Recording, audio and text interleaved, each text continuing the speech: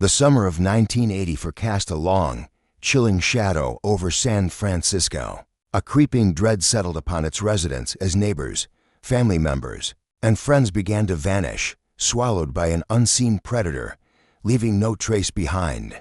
The police, usually a beacon of order, found themselves perplexed, their investigations hitting one dead end after another. The mystery, however, was about to take a horrifyingly deadly turn with the unearthing of a killing field. High in the California mountains, as the grim tally of victims climbed, the evidence began to converge, pointing towards an elusive and monstrous killer. To bring this murderer to justice, a small-town prosecutor would embark on a long, dark journey into the chilling abyss of a serial killer's mind. On the morning of October 26, 1998, the longest and most expensive criminal trial in California's history commenced. It was the culmination of an investigation that had spanned 13 agonizing years, its case file a staggering 2 tons of evidence. The immense burden of prosecuting one of California's most notorious killers fell squarely on the shoulders of Peter Smith, the district attorney of Calaveras County. Smith understood the gravity of his role, stating, "A prosecutor's job is to seek justice. I think many people look at prosecutors and think their job is to convict and put people in jail or prison, and that's part of the job too. But it really is our responsibility to make sure the justice system, particularly a criminal justice system, is carried out fairly, to the point where justice is always sought." The seeds of this monumental case were sown years earlier. On June 2, 1985, a South San Francisco dispatch operator received a seemingly routine call. A theft was in progress. At South City Lumber, the dispatcher relayed the information. 31.11087 Robert 1 at South City Lumber, Railroad and Spruce, on a 488 shoplifting. Officer Daniel Wright of the South San Francisco Police Department, then with only a year on the street, responded. He recalled his primary thoughts were on officer safety, acknowledging that like any call you go to, things could go awry at any time. At the lumber yard, a witness informed Wright that he had seen an Asian male stealing a $75 table vise. When confronted, the thief had reportedly tossed the vise into the trunk of a brown Honda and then fled on foot. Peering inside the Honda, Wright's attention was drawn to a suspicious-looking case. Upon opening it, he discovered a .22 Ruger pistol accompanied by a cylinder-shaped object, roughly 6 to 9 inches long. His training immediately identified it as an illegally modified silencer. As Wright examined the illicit weapon, an agitated man burst from the store, insisting he had paid for the vise and that his friend had taken it. Wright's supervisor, Sergeant Paul Zemer, arrived on the scene. The presence of the illegal firearm in the Honda made both officers deeply suspicious. The car was impounded. The man was informed he would be taken to the station to provide a statement about the weapon. He was then handcuffed and placed in Sergeant Zemer's vehicle. En route to the station, the man volunteered the shoplifter's name, Charles Eng. Upon arrival, Sergeant Zemer radioed for a background check on Eng, November Golf. The system returned a hit. Charles Eng was a former Marine, born in Hong Kong, with a prior conviction in military court for stealing automatic weapons from a base in Hawaii. He had even once escaped from a military prison. At the South San Francisco police station, the subject, now separated from the shoplifting narrative, was placed in a secure holding room. He identified himself to an officer as Leonard Lake, admitting he was a fugitive from justice and offered to make a statement. His only request before doing so was for a piece of paper and a pencil. The on-call detective for that Sunday was summoned. When officers returned to the holding room, they found Lake on the floor, convulsing wildly. Detective Hopper, who witnessed the scene, described it as Lake flopping around on the floor, very violent, like a fish flapping out of water, uncontrollable. Unsure if it was an epileptic seizure or something else, Hopper immediately called for paramedics. By the time Lake reached the emergency hospital, medical staff found no brain activity. He was, for all intents and purposes, brain dead. An autopsy later revealed that Leonard Lake had ingested capsules containing cyanide. The coroner and lab technicians explained to investigators, that it would have taken approximately 20 to 25 minutes for the gelatin capsule to dissolve before the cyanide hit his system, a time frame that chillingly coincided with the period between his apprehension at the lumber yard and his arrival at the police station. Instead of a statement, Lake had penned a cryptic note to a woman named Lynn. It read, "Dear Lynn, I love you. I forgive you. Freedom is better than all else. I'm sorry, Mom, Patty, and all. I'm sorry for all the trouble. Love, Leonard." The police were baffled. Why had a suspect in a seemingly minor shoplifting case, albeit one involving an illegal firearm, taken his own life so dramatically? Whatever secrets Leonard Lake held, he had seemingly taken them to the grave. The only potential key to unlocking this mystery lay with Lake's named companion, Charles Ng. Police promptly issued a warrant for Ng's arrest for shoplifting. Then, they began processing the brown Honda Lake had been driving, running the serial number on the engine block. Investigators made a disturbing discovery. The car belonged to Paul Costner, a Bay Area resident who had been missing for 7 long months. Detective Irene Brunn of the San Francisco Police Department had been investigating Costner's disappearance. His sister, deeply distraught, had reported him missing months prior. Costner had a dinner date with his girlfriend, who lived in the same apartment building, but he never showed. The girlfriend informed Detective Brunn that Paul was supposed to show a car he was selling through a newspaper advertisement that evening. Costner was just one of many perplexing missing persons cases haunting the Bay Area. Detective Brunn was also immersed in the baffling disappearance of an entire family. On July 25, 1984, San Francisco police had responded to a frantic call for help. Harvey Dubbs, his wife, and their 16-month-old son, Sean, hadn't been seen for several days. Officers had to climb through a window to gain access to the Dubbs apartment. Inside, the scene was ominous. The Dubbs family had indeed vanished, and the signs of a struggle were apparent. Days earlier, Harvey Dubbs had placed an ad in the newspaper to rent out his video equipment. That equipment was now missing. Missing person cases often fit certain profiles: teenage runaways, individuals needing a break who return days later. But the Dubbs case, Brunn knew, was different. It was clear the family hadn't left voluntarily. She feared they would never return. The baby's room was in disarray. Deborah Dubbs' essential daily medication was left behind. Their cats were locked in the house unattended, something the family would never have done. It was highly unusual for people like Paul Costner or the Dubbs family to simply vanish, without a trace. With no leads, both cases had gone cold. Detective Brunn noted the grim reality. "We get $500 a month. We had one family disappear July 25th. Now we're up to November 2nd. So because of the caseload, you're not trying to pin cases together." The only slender thread connecting them was a newspaper ad. The discovery of Paul Costner's brown Honda, driven by the now-deceased Leonard Lake, prompted Brunn and her partner to reopen his case and meticulously search the vehicle for clues. Inside, they found a driver's license belonging to a man named Scott Stapley, a stun gun, and several unspent bullets scattered on the car floor. Under the passenger seat, a recent electric bill addressed to an unknown woman named Claralyn Ballas was discovered. Most chillingly, embedded in the roof of the car, investigators found a single bullet hole. The trajectory indicated the shot was fired from the back seat. The investigators sprayed luminol around the vehicle's interior. The chemical, which reacts with proteins in blood, revealed high-velocity blood spatter on the roof near the front passenger seat, consistent with a gunshot wound. Brunn and her partner now harbored the grim suspicion that they would never find Paul Costner alive. With Leonard Lake dead by his own hand and his alleged partner, Charles Ng, at large, investigators could only dread how many more victims they might find at the end of this burgeoning trail of blood. Leonard Lake's mysterious suicide had now ignited a full-scale police investigation. Detective Brunn and her partner drove to the home of Leonard Lake's mother, located about an hour outside San Francisco. There, they encountered Claralyn Ballas, the woman whose name appeared on the electric bill found in Costner's car. Ballas, it turned out, was Lake's ex-wife. They had been married for 3 years but divorced a year earlier. Detectives suspected she might be the Lynn addressed in Lake's suicide note. They pressed Balaz about how an electric bill in her name ended up in Paul Costner's car.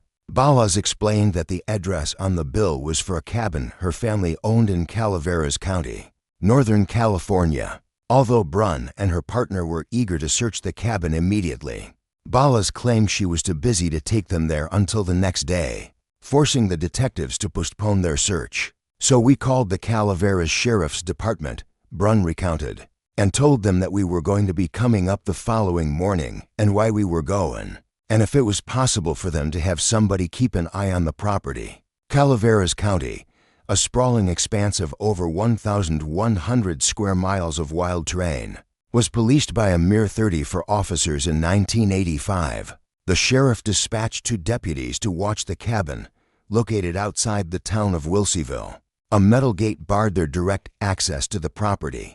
Due to manpower shortages, continuous surveillance was impossible, but they agreed to make passing calls, which was deemed reasonable under the circumstances. The following morning, Brunn and her partner arranged to meet Claralyn Balaz outside the Wilseyville post office. They were surprised when she arrived accompanied by Lake's mother. It was then that Balaz admitted they had driven up the night before, under the pretext that Leonard was very untidy, and they wanted to tidy up the cabin. Concerned that Balaz and Lake's mother might have compromised evidence, Brunn, her partner, and deputies from the Calaveras County Sheriff's Office followed them to the property. The detectives questioned Balaz about a cinderblock bunker near the cabin. She claimed she didn't have the key and refused permission to search it.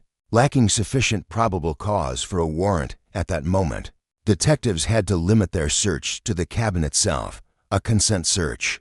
But at this point, we were still more interested in getting into the house, Brunn explained. So we didn't want to antagonize her because this was a consent search. Other than that, we would have had to stop and go get a search warrant. While her partner questioned Balaz, Detective Brunn searched the house. Balaz mentioned she had come up the previous night just for a few things. Brunn noticed something odd about the bed, holes drilled into the bedposts and the floor, seemingly designed to tie someone up. Then, standing before a bookcase, Brunn turned and her eyes fell upon a piece of equipment. A jolt of recognition hit her. It was the Dubs video equipment, she realized. The very item stolen from the home of Harvey Dubs, the San Francisco man who had vanished with his family 11 months earlier. "So I went over and called my office," Brunn recounted. "I said, 'Would you mind checking our inventory and read me the serial number?' He proceeded to start reading the serial number, and then I gave him the last 3 numbers from the piece of paper that I had in my hand. The match was confirmed, and so at that point, we realized that now this is even getting bigger. It's not just Mr. Costner, now we have the Dubs." At that moment, Claralyn Balaz became visibly nervous and declared, "You've been here long enough. I want you to leave," to unearth what other secrets the isolated cabin held. Detective Brunn knew she would need a search warrant.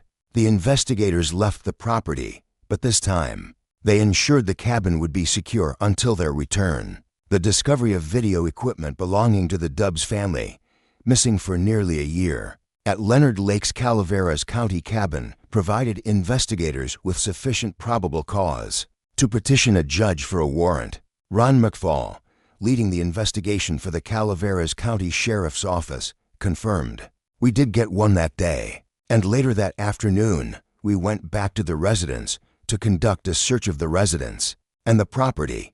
This included what initially looked like a tool shed. The tool shed was actually the cinder block structure bordering the driveway that Claralyn Balaz had referred to as a fallout shelter. Leonard Lake, a known survivalist, had constructed this as his fortress against a perceived nuclear holocaust.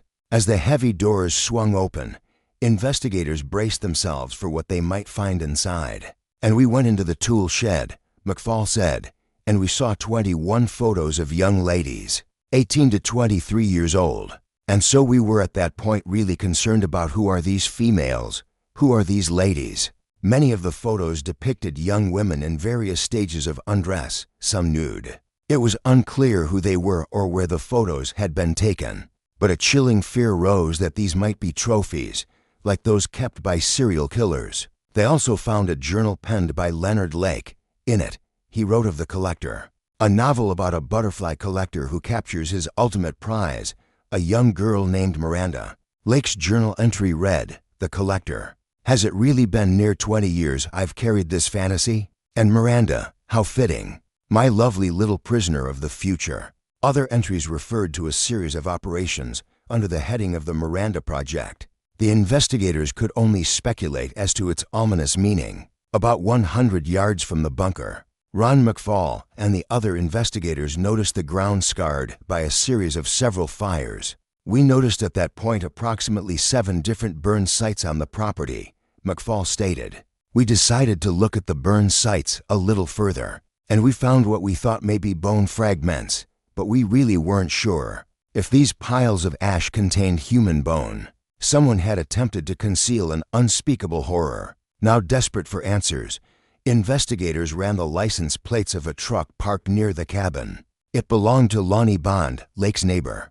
Deputies approached Bond's house, about 50 yards from Lake's cabin, calling out, "Hello? Anybody in the house?" The smell of decayed food hung heavy in the air. The house appeared to have been empty for some time, perhaps months, with signs of an abrupt departure, though no immediate indication of foul play. Another vehicle found on Lake's property belonged to Robin Scott Stapley, who had been missing for some time. His driver's license had been found in Paul Costner's car. Investigators surmised that Leonard Lake has used Scott Stapley's driver's license because they were both big fellas, and he had been trying to pass himself off as Scott Stapley. Authorities in Southern California confirmed Stapley had been living at the cabin next door to Lake and hadn't been seen. The search intensified. Cadaver dogs, renowned for their acute sense of smell, were brought in. Authorities now suspected that 8 missing people from Northern California were linked to the cabin. If they had been murdered, as police feared, their bodies were likely buried on the property. Soon, one of the dogs recovered a piece of bone. The deputies on scene knew instantly it was not animal. The discovery of human remains transformed the missing persons cases into a homicide investigation. Investigators declared Leonard Lake's property a crime scene and assembled a task force to process the cabin and surrounding land. Due to the expanding scope, the Calaveras County Sheriff's Office requested assistance. Help from the San Francisco Police Department and the California Department of Justice arrived 3 days after Leonard Lake's suicide. A convoy of law enforcement vehicles descended on the property. Now a murder investigation. Police understood that every item recovered could be vital for prosecution. The property was divided into sections, each assigned to a specific team for a thorough search of the 2 acres surrounding the cabin. In a clearing about 100 yards away, officers found a trench filled with loose dirt, personal belongings, and debris. Sergeant Larry Copeland, an investigator for the Calaveras County Sheriff's Office, recalled the meticulous process. Every button, zipper, jewelry, even everything that was taken out of there was turned over to the evidence officer, who took each one and individually photographed each and every piece of it. And we're talking hundreds. Everything excavated was potential evidence, collected and sent to the sheriff's office for cataloging, in hopes a clue would untangle the property's mysteries. Copeland emphasized, "If we felt there was any chance of it being used or something that either ourselves or the defense could use, we took it and booked it." Investigators sorted through the survival gear Lake had stockpiled in his fallout shelter. Lieutenant Ron McFall remembered a surprising discovery during this phase. There was a secret door inside the bunker. It was a false door. You really couldn't tell just by looking at it, but there was shelving units. And after you wiggled the shelves, you saw that the door actually popped open. Beyond the shelves was a double door leading to a hidden room.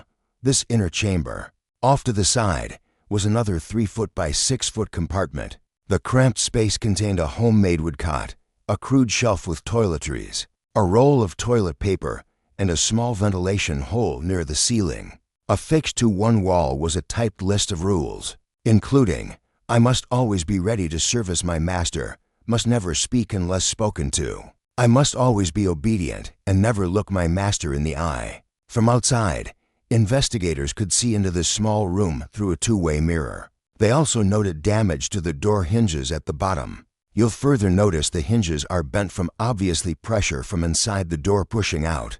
Trying to get the door open, both the top and bottom, an investigator pointed out. Remembering Lake's journal, they feared he had acted upon his fantasy of kidnapping and holding a human slave captive. Forensic specialists dusted for fingerprints and latent evidence. Hoping any prisoner had left a clue, they found nothing. As the search outside the bunker continued, an investigator noticed some blue soil next to the driveway.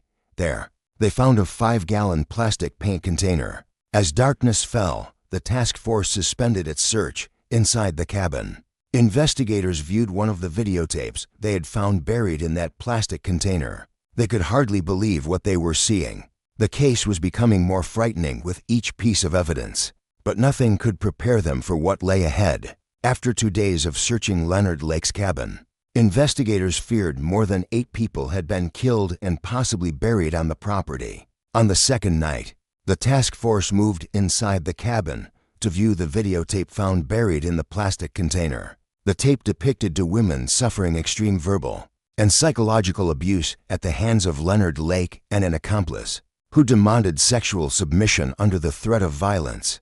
McFall described the horrifying scene.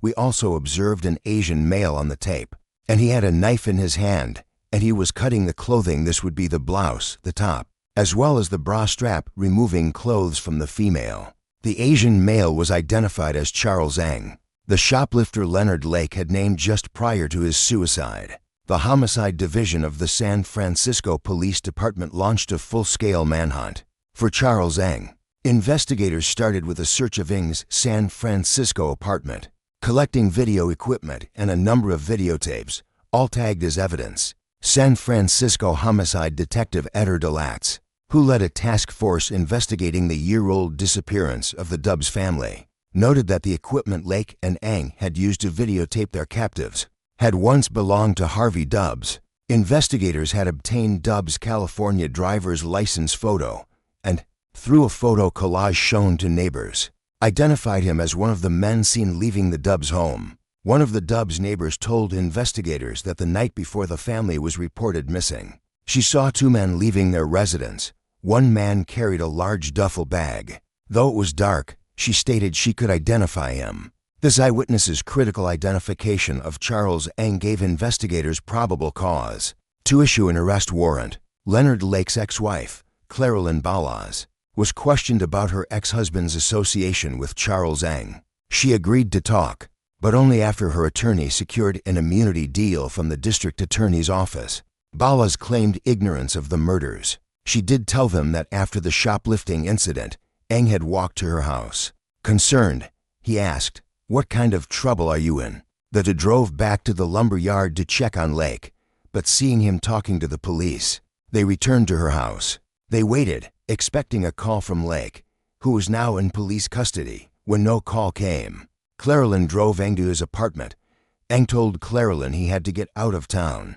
She recalled, she said that she thought he would probably go to Chicago, that he had mentioned that he would go to Chicago if he had to get out of town. She claimed that was the last she saw of him, because Ng was wanted for murder, and there was reason to believe he had fled the state. California investigators requested assistance from the FBI. The Bureau launched a massive manhunt. At San Francisco International Airport, agents learned a passenger fitting Ng's description had boarded a plane to Chicago, traveling under the name Mike Kimoto. In Chicago, agents worked to track Ng's movements, starting with an extensive background check. Investigators learned Charles Ng was born in Hong Kong and entered the United States on a student visa in 1979.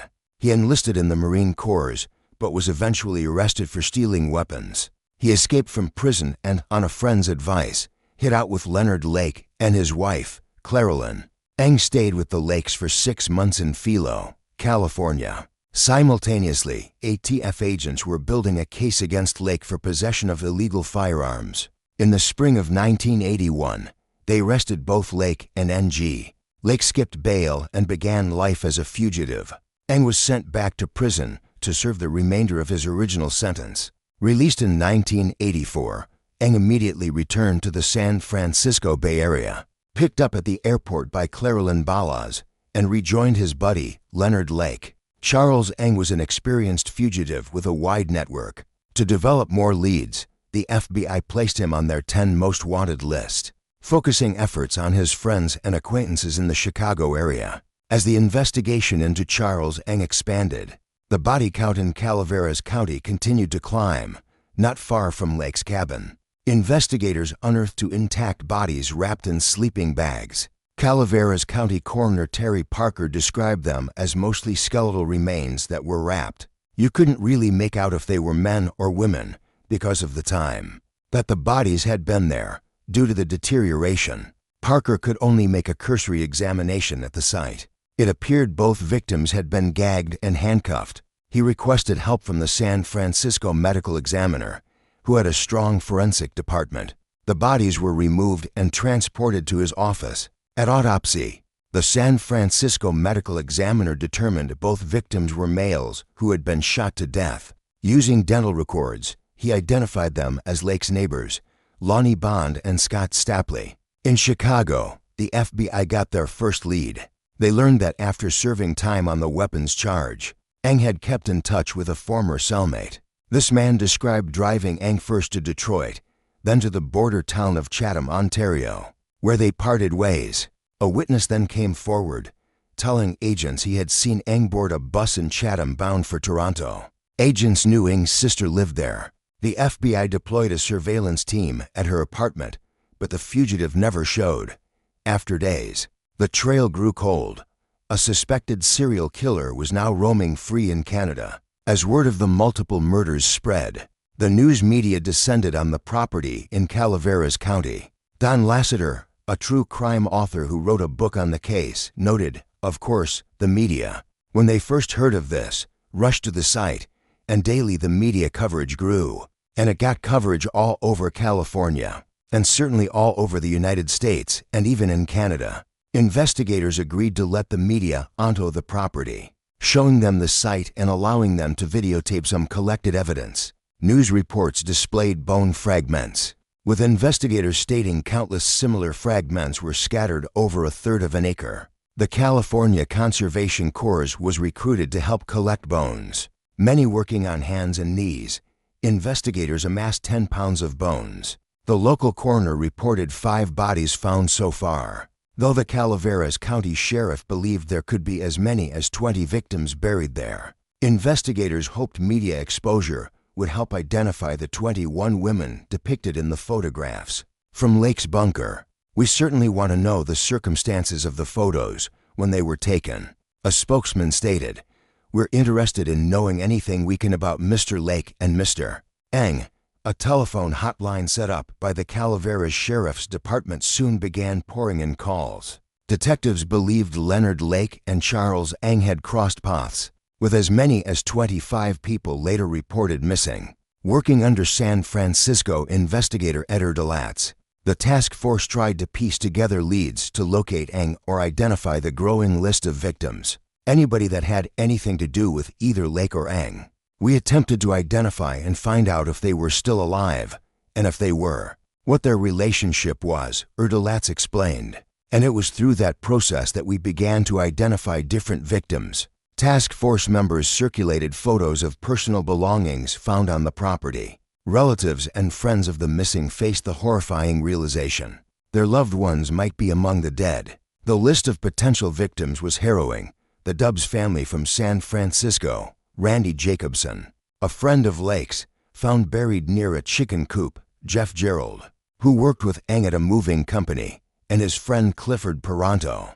Ng's longtime friend Mike Carroll and his girlfriend Kathleen Allen, Lake's neighbors Lonnie Bond, Brenda O'Connor, and their 16-month-old child Lonnie Jr., along with their friend Robin Scott Stapley, and finally, Paul Costner, whose car had started this grim trail. Amidst the horror, the task force received one piece of good news. Hey, listen, we finally caught a break on this one. We were able to ID all these women from the photos, and they're all still alive. Finding the girls alive was a relief, but Lake's property still held many mysteries. Agents feared they would never know the complete story unless they found Charles Ng. After weeks of searching, he remained a fugitive. Then, on July 6, 1985, a boy riding his bicycle in a Canadian park stumbled upon what he thought was a perfect spot for a playfort He was surprised to see a man living there. He went to the police, telling them he'd found a campsite and seen a man who looked like Charles Ng,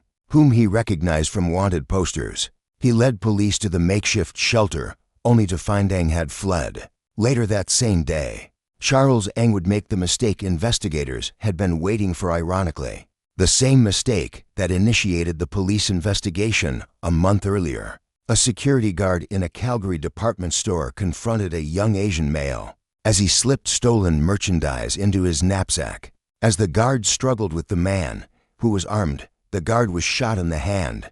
Still, he managed to wrestle the weapon from the shooter and hold him until police arrived. Charles Ng was captured and booked on charges of attempted murder, robbery, and possession of a firearm. News of Ng's capture reached the sheriff's office in Calaveras County. Ng, subdued by store patrons after wounding the guard, was in police custody. San Francisco Police Inspector Eder DeLatz flew to Calgary, where Ng was being held in a maximum security prison, and we spent quite a few hours with Charles in the detention center in Calgary. DeLatz recounted, and although he did talk with us, most of his responses were one- and two-word answers. Very little dialogue, and primarily denial. The murders, Ng claimed, were all the work of Leonard Lake. When pressed, Ng did admit to DeLatz that he had helped Lake dispose of the bodies of Lonnie Bond and Scott Stapley the day after they were murdered. In Calaveras County, the district attorney's office indicted Ng on 12 counts of first-degree murder,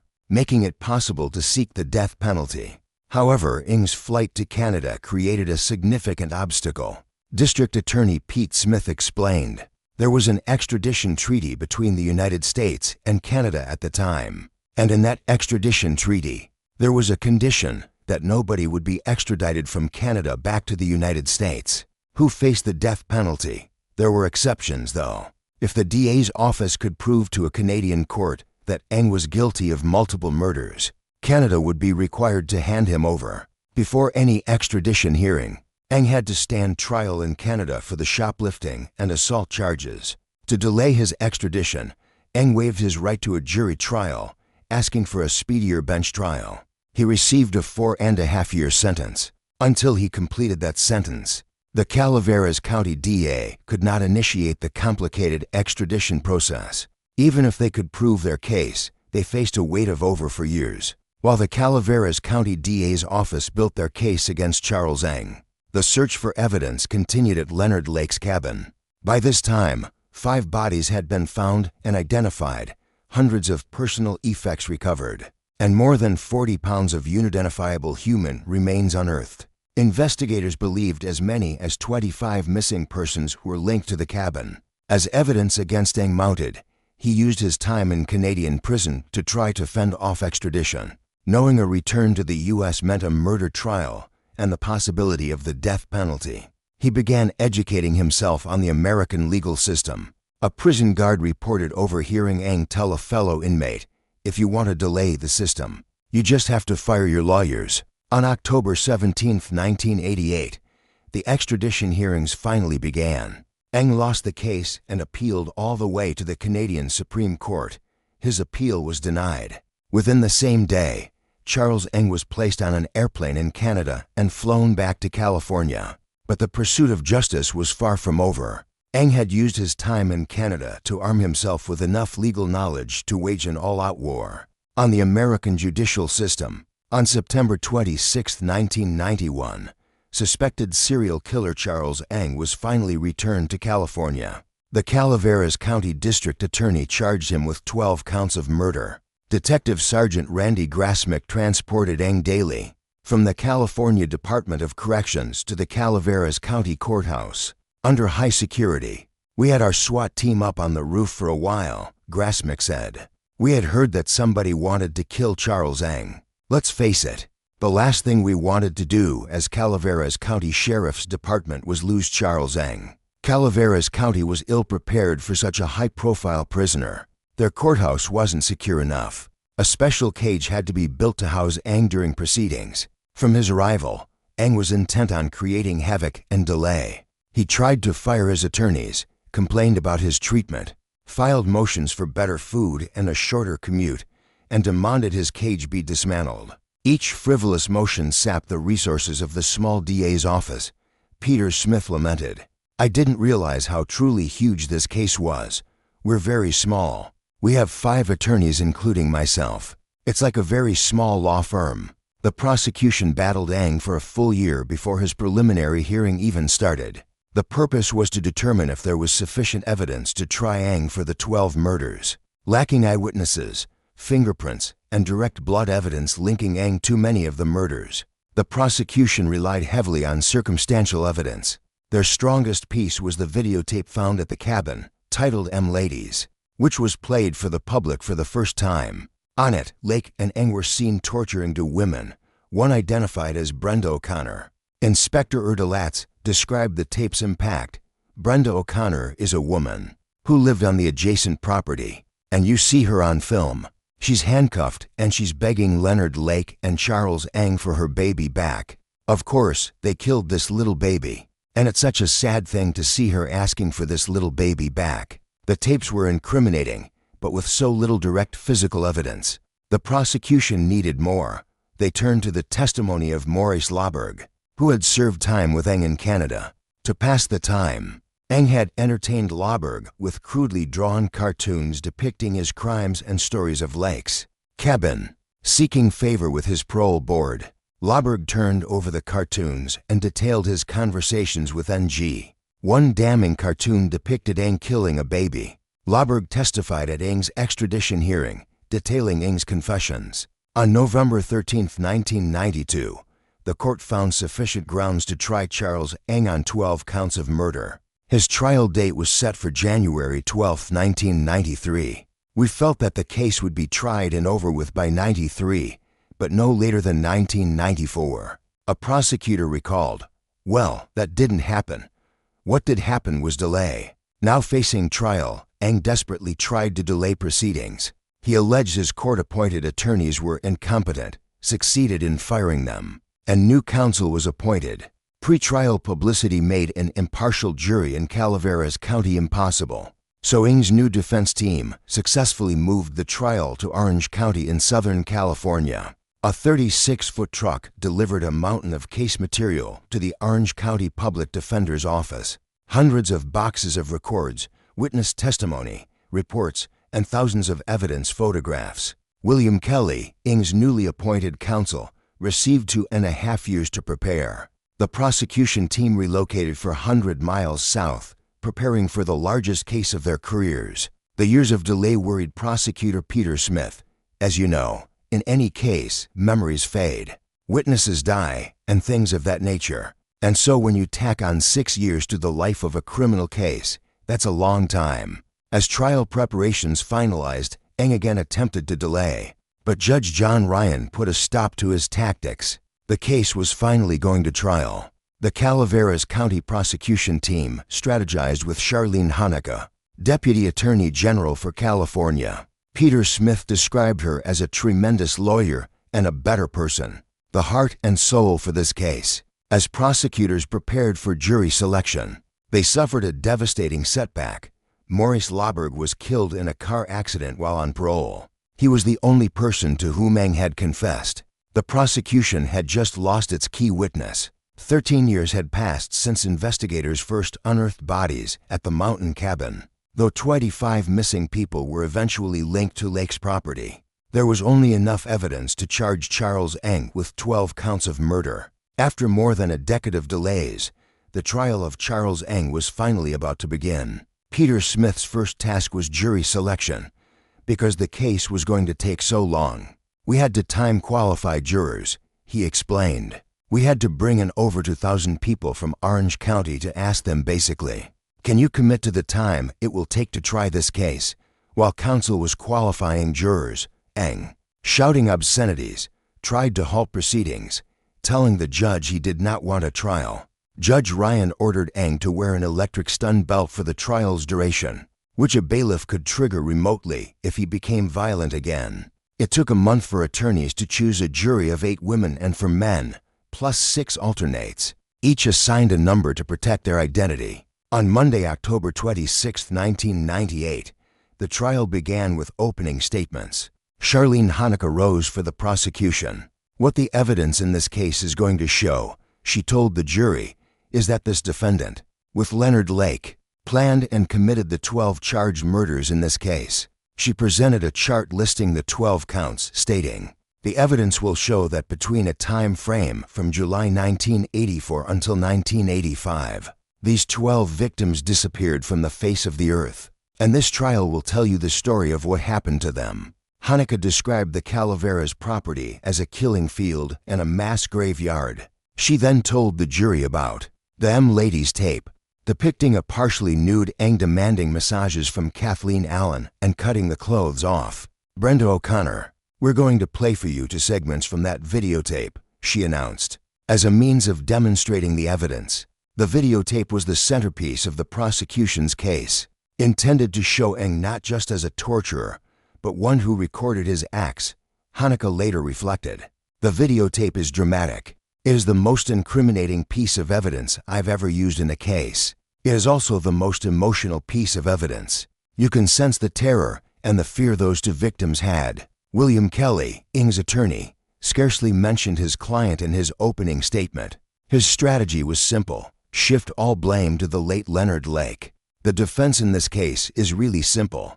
That is, Leonard Lake had a motive for murder. Leonard Lake also had a plan for murder. Kelly asserted Lake's plan was outlined in his diary under the Miranda Project.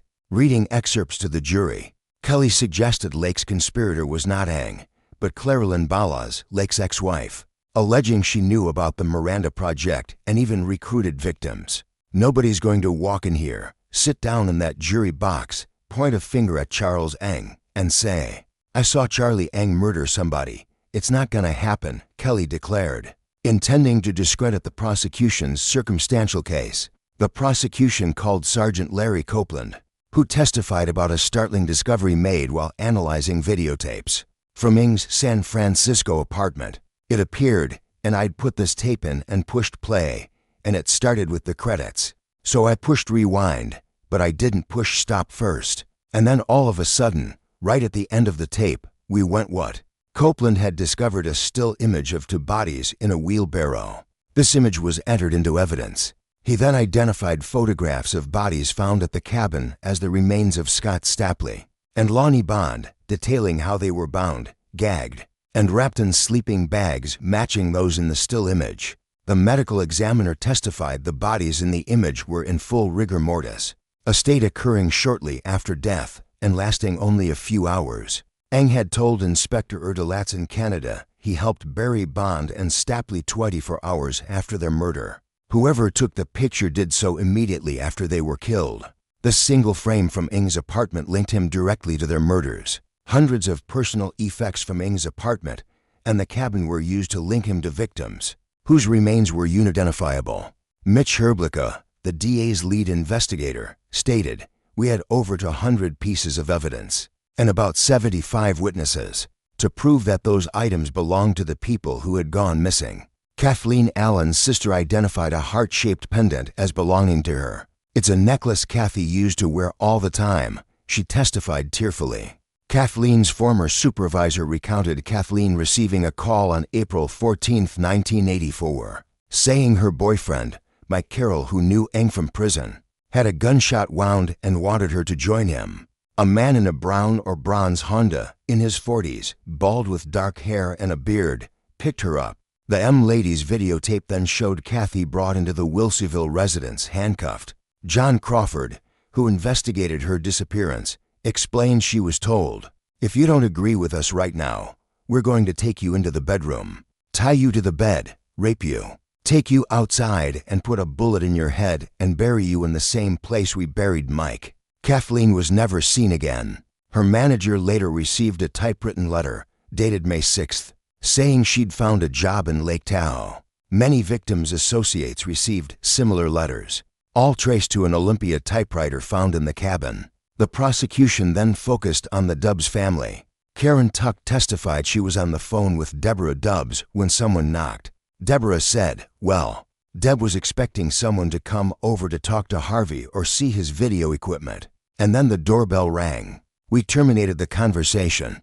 The family vanished on July 25, 1984. Their bodies were never found." Harvey Dubb's meticulous records allowed investigators to trace his video equipment to Lake's cabin, and some pieces to Ng's apartment. Sergeant Copeland returned to testify about the 7 burn sites and hundreds of crushed, burned bone fragments, suggesting fire was used to dispose of many victims. With Maurice Lauberg deceased, the prosecution, despite strong defense objections, successfully argued to admit the written transcripts of Lauberg's Canadian extradition testimony. Sergeant Raymond Monroe of the Royal Canadian Mounted Police read it aloud. Lauberg described Ng giving him grotesque cartoons and speaking of his crimes, including the videotaped sessions. He told me that the videotape shows a female complaining that it's too warm, and he had a butterfly knife. He called it. He flicked it open and cut her clothes off. On cross-examination, Kelly attacked Lauberg's credibility, highlighting his extensive criminal history and the $36,000 he received for entering Canada's Witness Protection Program. Kelly implied Lauberg's testimony was bought, noting $20,000 cash was found in Lauberg's vehicle at his fatal accident. The prosecution's key witness's credibility was now severely damaged. On November 17, 1998, after 12 days, the prosecution rested. William Kelly began Ng's defense, aiming to prove Lake was the real killer and Ng a mere bystander. He called women who testified to bizarre sexual encounters with Lake, his interest in bondage, lurid photos, and frightening fantasies of sex and death. None had met Ng. Another witness described seeing Lake verbally abusing Ng, who seemed to be an assistant, bolstering the defense's claim of Ng's subservience. Kelly also called witnesses who'd often seen Clara Lynn Ballas with Lake at the cabin, attempting to paint her as Lake's accomplice and show Ng spent little time there. Kelly moved to enter an edited version of Lake's journal The Miranda Project into evidence, eliminating references to NG. The judge resisted, stating, "I believe the court should eliminate misleading evidence, and this edited diary could do just that. If it is intended to show that Leonard Lake killed all 12 victims without the help of Charles Ng, most of it is just pure junk."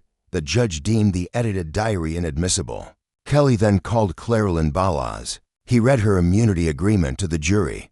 The state of California promises witness transactional immunity for all crimes, including but not limited to murder, conspiracy to commit murder, aiding and abetting murder, theft, and received stolen property related to the victims.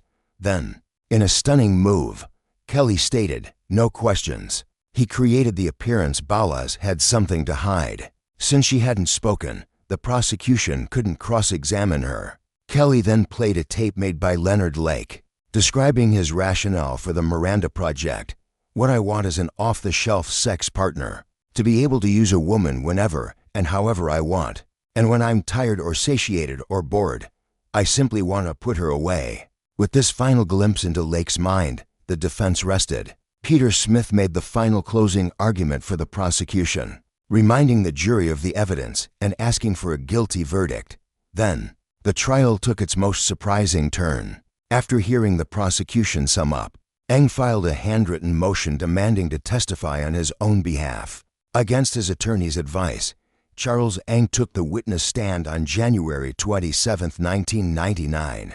Ng's lawyer, Clapp, questioned him about Lauberg's testimony. "Did you tell him that with regard to Brenda O'Connor, Kathy Allen, that you shot them in the head while they were handcuffed and blindfolded?" Ng replied, "No." He testified he helped imprison them but didn't intend to hurt or kill them. "Did you tell Maurice Lauberg that you put their bodies on a pile of wood and ignited it with gasoline?" "No." "Did you agree to kill, intend to kill, or kill any of the victims in the 12 murder charges?" "No."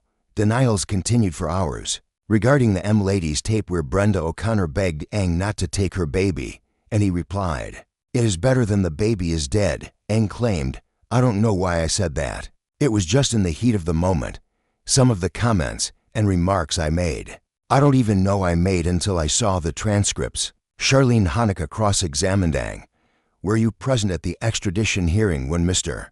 Lauberg testified that you told him that you could hear on the video the sounds of handcuffs clicking?" Ng admitted, "I remember that statement he made." Hanukkah pressed, "How would Mr. Lauberg know that you could hear the sounds of handcuffs clicking? But that's not on the printed transcript of M-Ladies." Hanukkah demonstrated the only way Lauberg could have known was if NG told him. She replayed the scene of NG cutting Brenda O'Connor's shirt. So you never talked to Leonard ahead of time about your plan to cut her clothes off, right? No. So you just decided on your own to cut her clothes off, right? Yes. Hanukkah played a portion where NG tells Lake a gun the piece is on the table. Eng claimed he warned Lake in case Kathy, though handcuffed and in leg manacles, might grab it. Hanukkah had shown Eng was an active participant, sometimes even directing Lake. In their restated closing arguments, the prosecution argued, it's never Eng's fault. He always lays the blame on someone else. He was not under the control of Leonard Lake, William Kelly, for the defense. Attack the M-Ladies tape, no matter how many different ways they show it to you. There's one thing you never see, anybody being murdered. And you don't see Charles Eng involved in anybody's murder, as offensive as that is. It ain't murder. The jury deliberated for 1 week, then 2, as deliberations stretched into their 3rd week. Prosecutors grew concerned. Finally, on February 24, 1999, after 3 weeks, the jury informed the judge they had reached a decision. As the foreman read the verdict, we are deadlocked on 1 count. A hush fell. Then, we the jury find the defendant Charles Eng guilty of the murder of Sean Dubbs as charged in count 1. The jury found Charles Eng guilty of 11 counts of first-degree murder. They could not conclude on the death of Paul Costner, feeling there wasn't enough evidence. Charles Eng was sentenced to death. I was just happy for the people of Calaveras County that finally Mr. Eng was found guilty of these murders after so many years.